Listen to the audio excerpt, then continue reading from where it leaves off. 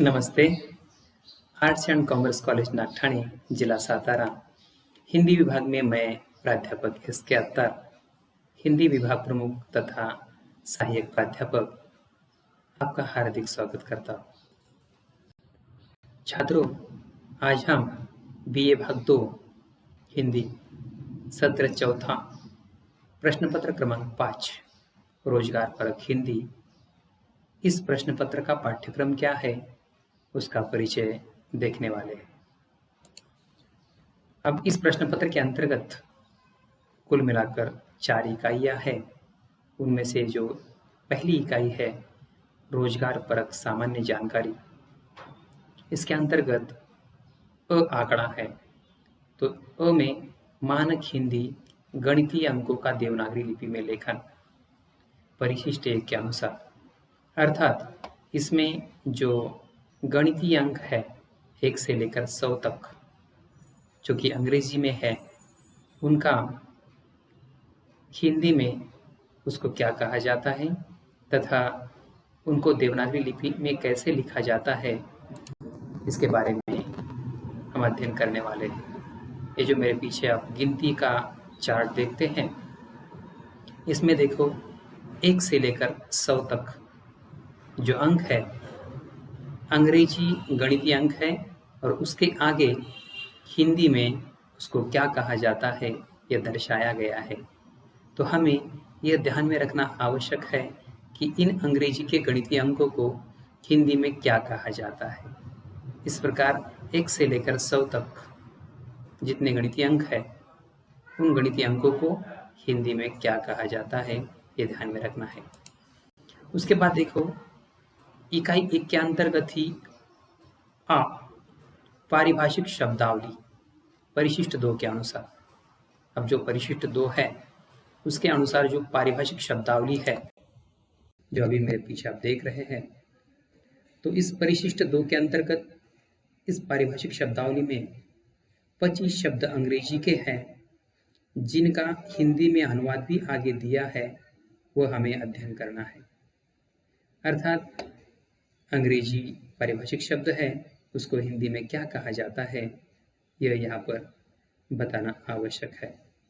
इसीलिए यह टॉपिक यहाँ पर चयन किया गया है। उसके बाद देखो इकाई 2, वह है अनुवाद स्वरूप संक्षेप में परिचय।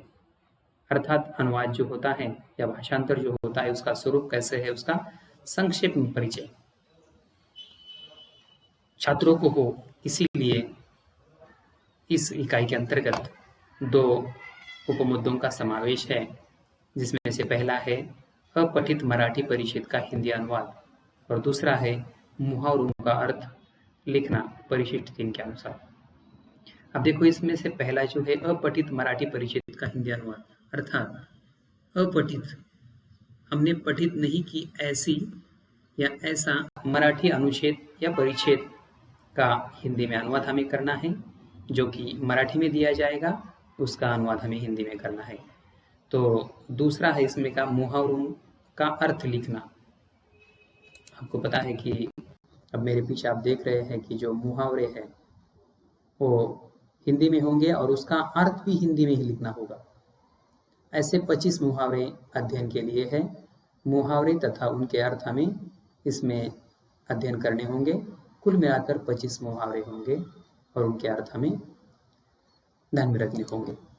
उसके बाद देखो इकाई 3 रोजगार परक पद सामान्य परिचय। इस इकाई 3 के अंतर्गत कुल मिलाकर 6 मुद्दे हैं, और ये मुद्दे कौन कौन से हैं कि रोजगार परक पद जो है उसमें से पहला पद है हिंदी अनुवादक। हिंदी अनुवादक के रूप में भी हम रोजगार प्राप्त कर सकते हैं। तो हिंदी अनुवादक, उसके बाद राजभाषा अधिकारी, उसके बाद तीसरा अनुसंधान अधिकारी, निवेदक, क्रीड़ा समालोचक और गीतकार। अब ये इकाई 3 के अंतर्गत ये 6 उपटॉपिक है। उसके बाद देखो इकाई 4 पत्र लेखन। इसमें 2 प्रकार के पत्र मुख्य रूप से हमें देखने हैं। पहला है नौकरी के लिए आवेदन पत्र, अर्थात नौकरी पाने को इच्छुक कोई भी व्यक्ति जब आवेदन पत्र करता है नौकरी प्राप्त करने के लिए, तो उस पत्र का ढांचा, उस पत्र का प्रारूप कैसे होता है, ये यहाँ पर हमें देखना है। तो दूसरे प्रकार के जो पत्र है वो है पदाधिकारियों के नाम पत्र। जो अधिकारी होते हैं, पद पर आसीन होते हैं, उनके नाम पत्र कैसे लिखा जाता है। जैसे फिर बैंक व्यवस्थापक हो, प्राचार्य हो, पोस्ट मास्टर हो, नगर परिषद के मुख्याधिकारी हो और रेल अधिकारी हो, इन पदाधिकारियों के नाम किस प्रकार पत्र व्यवहार किया जाता है, ये इसमें हम देखने वाले हैं। इसके बाद देखो, प्रश्न पत्र का जो स्वरूप है तथा अंक विभाजन है, ये भी हम देखेंगे। अभी जो मैंने पाठ्यक्रम आपको बता दिया, उस पाठ्यक्रम पर अर्थात उन 4 इकाइयों पर किस प्रकार से प्रश्न पूछे जाएंगे, ये हम अभी देखेंगे। और साथ ही साथ वो कितने अंकों के लिए होंगे, अर्थात अंक विभाजन, ये भी हम देखने वाले हैं। तो देखो, कुल मिलाकर 50 अंकों का ये प्रश्न पत्र है। उसमें प्रश्न पहला है, उसमें मानक हिंदी 5 गणितीय अंकों का देवनागरी लिपि में लेखन, अर्थात जो 5 गणितीय अंक यहाँ पर पूछे जाएंगे, उसका हमें हिंदी में देवनागरी लिपि में लेखन करना होगा। दूसरा रोजगार परक 5 अंग्रेजी पारिभाषिक शब्दों का हिंदी नामकरण, मतलब रोजगार परक 5 अंग्रेजी पारिभाषिक शब्द हमें पूछे जाएंगे, उसको हिंदी में क्या कहा जाता है, ये यहाँ पर देखना होगा। उसके लिए भी 5 अंक है। प्रश्न दूसरा है, उसमें का अपठित मराठी परिच्छेद का हिंदी में अनुवाद, ये भी 5 अंकों के लिए यहाँ पर मराठी परिच्छेद पूछा जाएगा, उसका हमें हिंदी में अनुवाद करना होगा। तो इसमें का 7 में से 5 मुहावरों का हिंदी में अर्थ लिखिए, मतलब हमें 7 मुहावरे पूछे जाएंगे, उनमें से 5 मुहावरों का हमें हिंदी में अर्थ लिखना होगा, जिसके लिए 5 अंक होंगे। तो प्रश्न तीसरा, इकाई 3 पर टिप्पणियाँ।